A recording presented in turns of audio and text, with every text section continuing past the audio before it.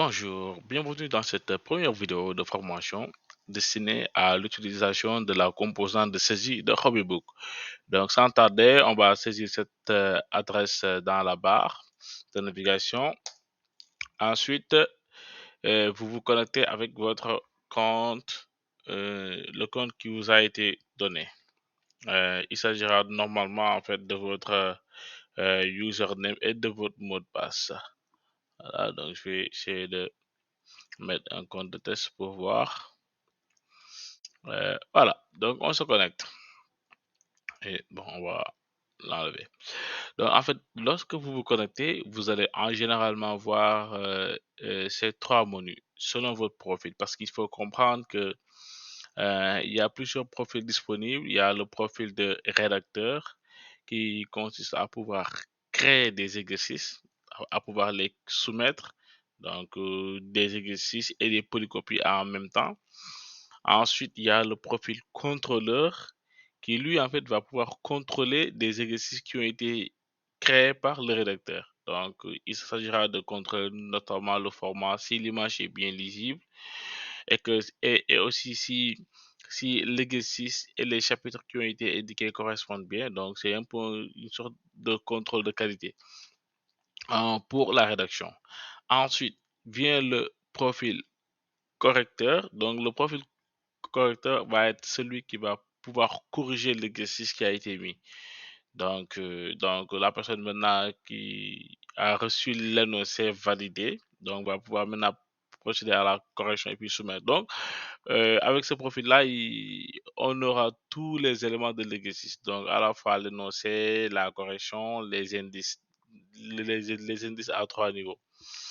Et enfin, il y a le profil validateur qui, lui, maintenant, va pouvoir valider et donc la personne va pouvoir relire la correction qui a été mise, vérifier si tout est correct.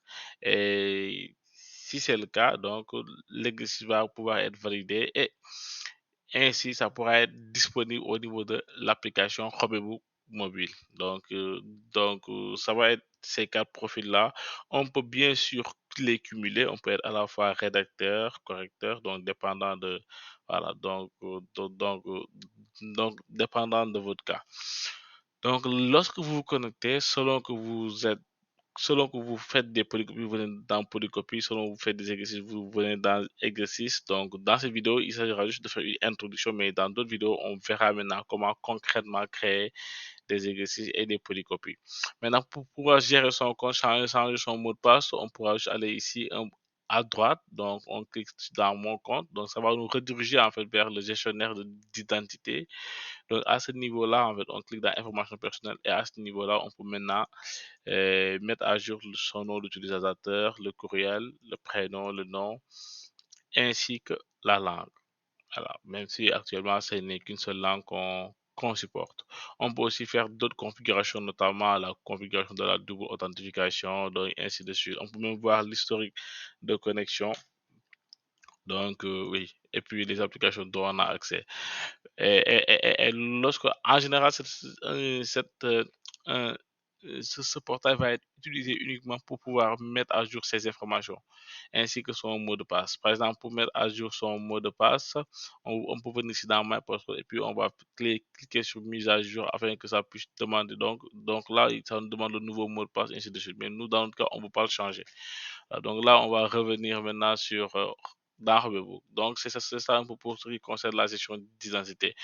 Donc, je vais vous donner rendez-vous dans une prochaine vidéo où on va essayer maintenant de voir comment concrètement créer un exercice et comment créer une polycopie. Merci.